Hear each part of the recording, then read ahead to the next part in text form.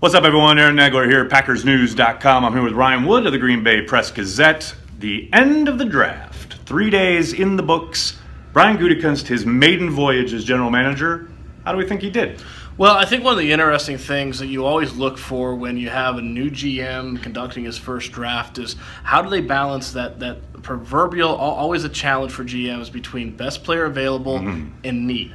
Right. And I think after the first two picks, the need was kind of not taken care of, but addressed. Say nothing against Jari Alexander and Josh Jackson's talent. Two valuable picks, two guys that could come in and start next season. But those are two big, huge needs.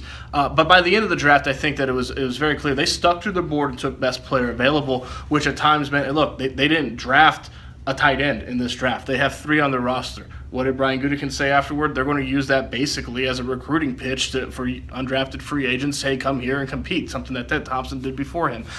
They waited till their very last pick to draft an edge rusher, which was the shock of the draft, because if you would have told me they're only taking one edge rusher, I would have said 2. For essentially the 3rd year in a row where they've kind of punted on edge rush. No, I think it's even longer than that. Maybe 4. It's since Nick Perry. It's been a while. It's since Nick Perry in the first round since then they've taken one edge rusher in the first 3 rounds, and his name's Kyler Fackrell, who, by the way, I think going into the draft, you were wondering if he might be a roster casualty. Got some job security. He's got some job security. I mean, they waited until their very last pick of the 11th to draft an edge rusher, and that's a big surprise. But Brian Gutekunst said they didn't want to take a reach at an edge rusher and not get the value for where they were picking.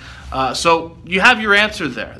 Brian Gutekunst, the Green Bay Packers with Brian Gutekunst are going to take best player available, which is probably the way to go in the draft, even if it does make for some uncomfortable numbers when it goes positions. Speaking of looking at the numbers, looking at the roster, where do the holes remain? You can never fill them all in one draft. I don't think anybody expected them to. Where do they still have to work at adding competition, as they like to put it? I'm very curious to see who's going to be the starting right tackle for this team this year. And I think that had they gone out and gotten a Colton Miller or Mike McGlinchey at 14 overall when their original first-round pick, I don't think any of us would have been all that surprised. I mean, that's how significant of a need right tackle was thought to be going into the draft. Brian Gutekunst just said Brian Bulaga is going to stay on the roster. They're not releasing Brian Bulaga. And that's not really a surprise, because I mean, you talk to people that know this roster, the writing's been on the wall for a while that they might need Brian Bulaga this year. They wanted to see what happened with the draft. Well, what happened with the draft is they didn't really draft anyone. I mean, Cole Madison is someone that has the potential. He projects inside, though. But yeah, he's a guard. So, but Brian Gutekunst said that he might, if in a pinch, be able to place him right tackle. But so did Justin McCray, and he's not a starting right tackle. No. So, I think that whoever's going to be the starting right tackle is going to be interesting. I'll tell you this too.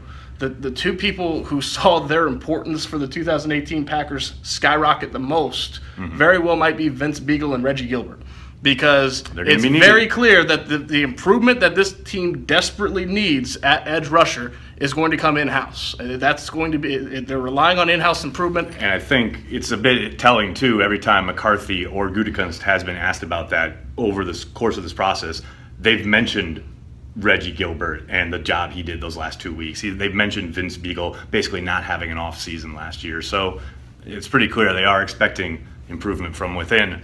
There you go, all the latest from Lambeau Field, wrapping up the 2018 NFL Draft. Make sure you check PackersNews.com for all the latest. For Ryan, I'm Aaron. We'll talk to you soon.